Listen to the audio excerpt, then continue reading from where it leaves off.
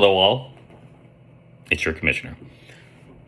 Welcome to the 2022 season. We're right around the corner, hopefully, to opening up another year. I think year 18 or something crazy. But anyways, let's get down to it. So we went into the summit this year with really two things in mind. Helping out the guys in the league who are just busier than they've ever been, while also helping out the big playoff teams that are always in it to not get killed by streamers. So Kevin Much, Mike, and I have been a part of a football league now. Well, Mike and I for the last year, Kevin Much for the last 4 or 5 years. It's a dynasty league that has a 24-hour trade rule. It has worked beautifully in that league. I've seen more trades in that football league in 1 year than I saw in the previous 15 years of football combined. Easy. The rule is all accepted trades will be posted in the Discord and Fantrax chat for 24 hours. You also receive a timestamped email and notification from Fantrax. This allows teams open bidding and try to counter with their own offers. All owners taking part in the original trade have the option to either accept a new trade offer or decline all new trade offers, completing the original trade after 24 hours. If one of the sides accepts a new offer, the commission will need to notify in order to veto the original trade. It's like our 36-hour rule. It's just a 24-hour rule, and it's year-round. The reason, again, the league has seen such a decline in trades, with a lot of managers stating they don't have as much time to sift through people's rosters and formulate a legitimate trade offer, or don't realize certain players are on the block because some of y'all don't talk. Last year, we saw it with a couple of guys. I know talking to Devin, Jose Ramirez deal, communication was kind of broken down like it has been the last couple of years, and before he knows it, he doesn't have an offer out there anymore. If that happens this time, well, now he can offer at him. Hey, here's my better offer for you. The past 2 years, again, getting back on track, the past 2 years, multiple league members have gotten married, had kids, are having kids, are getting married, starting new careers, moving across the country, whatever it may be. I, myself, have started working 40 to 50 hours a week in the office. Love my job, don't get me wrong, but I also have a wife, a puppy, a new house, and because of all that, and you've seen it, I haven't been as involved in getting keepers out in time and rules changes in time, and it's not because I don't love fantasy baseball. I do. This is why I'm making this video for you right now, because I love it. It's just that I don't have as much time as I used to. So this allows managers a fair shot at players and picks while also allowing the transacting managers to maximize the value of their players. Again, this allows managers a fair shot, all y'all who don't talk all the time, at players and picks while also allowing the transacting managers to maximize, keyword maximize, the value of their player. So if you trade player A for player B and you're like, damn, I don't know if I got the good end of the stick, but all of a sudden somebody comes in offering a better offer, well, boom, you're maximizing the value of your player. Again, how many times have you heard I would have offered so much more? That trade was trash. I had no idea that player was even available. Well, now you'll be able to actually do something about it. The pros to this is it incentivizes balanced trading. You're not going to get away with the shitty trade anymore. At least you shouldn't. And I didn't see it in our football league either. When your trade is live and it's out there, well, now everybody sees that those players are on the block. Let's see if somebody else has got a better offer for Ronald Acuna. Allows managers, again, to maximize trade players and picks traded, values of players and picks traded. It also allows the entire league, an opportunity to be more involved. We understand that there's like 2 or 3 people that actually make a bunch of trade offers every year, and a lot of y'all that just don't have the time to do it. Well, this allows you to get in on it, and which should also create a little bit more of a balanced league, but also allows everybody to kind of get in there and, you know, have some fun trading. Trading's fun. Should create more trade partners, as managers who usually don't deal with one another may find themselves transacting more. Who knows? You may develop a best friend. Should create more trades. Trades are fun. The great thing is that if the trade's not challenged, it will process in 24 hours versus 72 hours. And you can do same-day lineup sets in Fantrax. So, great day. The big con will be people bitching, creating tension between managers. We're all men here. You know, if your feelings get hurt, I'm sorry. It's part of it. But again, that's a great rule. We're really excited about that one. Like I said, we've actually tested it and seen it, you know, firsthand. So the next one is the second big one, second and last real big one. Playoff streaming. We've tried moves cap. We've tried not having a moves cap. We've tried everything we possibly can except for this. And we're actually very excited because this wasn't even a topic. And then all of a sudden out of nowhere, kind of came up with an idea. The ball started rolling, putting it together. And then we're looking at it now. And all three of us are extremely excited about this. This is kind of my brainchild, so I'm really excited too. The rule will be, we'll be holding a 7-round free agent draft on the final night of the regular season. The draft will be a standard, no snake, starting with the 1st seed and ending with the 12th seed. So yes, even 8 through 12 who are in the constellation will be able to participate. Andrew said it best in terms of why the 1st seed should have the 1st pick. It's such a grind finishing at the top. Why not add extra incentive? I agree. We will expand the bench for each team in order to accommodate the new players added to the teams. Once the draft is complete, ad drops are turned off. No more streaming. The team that you got in there with, plus your September call-ups, is the team that you're going to be competing. And I'll get more onto that. At the end of the playoffs, the 7 players drafted will be dropped back into the pool. There's no stashing keepers that way. No picking up a bunch of NA players. Just to have and stash. We really want this to be used the right way. Again, the reason we've tried everything possible to eliminate streaming the playoffs. How many times have you heard, especially from the guys that are in the playoffs all the time, if I lose because of streaming, I'm going to lose my shit. And they usually do. This doesn't happen in the real game. This guy's team isn't even the same team he played with in the regular season. We could go on and on about this.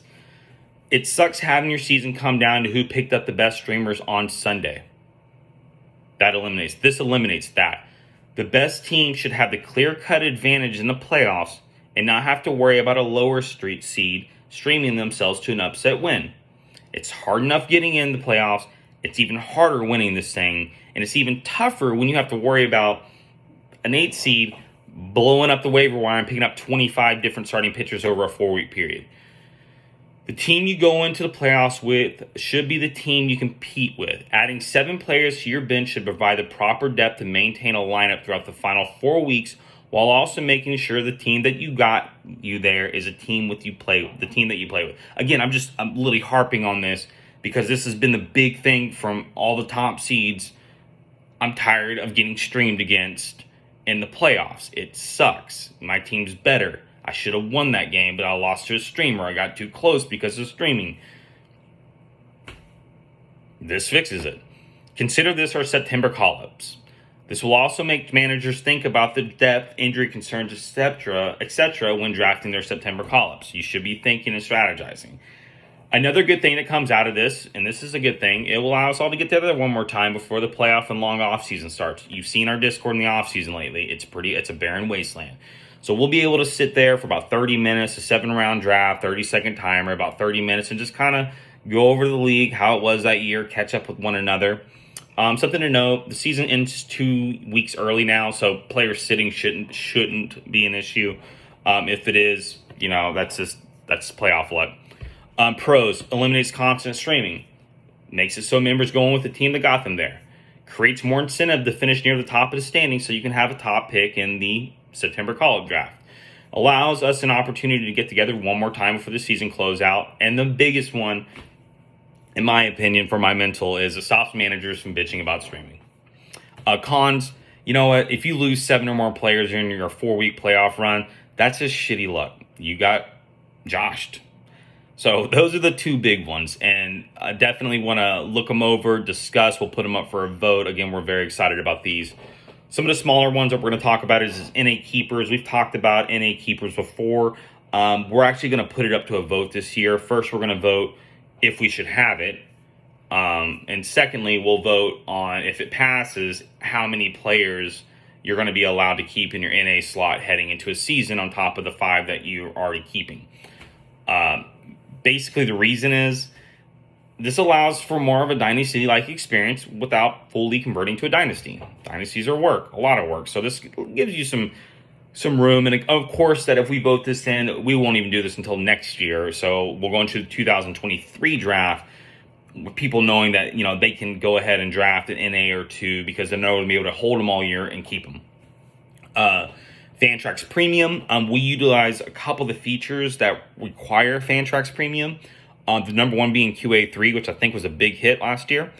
We want to vote on whether to pay the $99.99 premium league fee out of the league pot, or we're just going to add $8.33 to the league buy-in, which would be $108.33, which should allow us to continue using Fantrax Premium.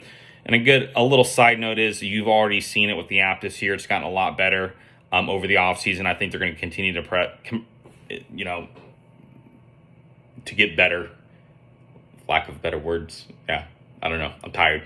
To get better. And, so we want to give them the money to continue to do that because Fantrax is starting to prove to be a quality app and definitely has all the bells and whistles we could ever want.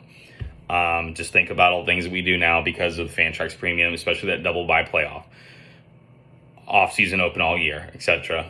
Draft date right now is set for 3/26 at 6 p.m. Pacific, 8 p.m. Central. Yes, that date even works for the King of March himself, Andrew Little. If the date doesn't work for everyone, which I hope it does, but if it doesn't, we'll put up a couple of dates for a vote. We don't even know if we're going to start on time this year anyway, so we'll have some time, hopefully. Not hopefully, so we can get this ironed out. Speaking of delayed starts, last but not least, if the season is delayed for any reason, we'll push the draft and dead period back. We've decided if the season doesn't start until June 1st or later, we will run another Roto League for those wanting their baseball fix and push our league back another year like we did in 2022.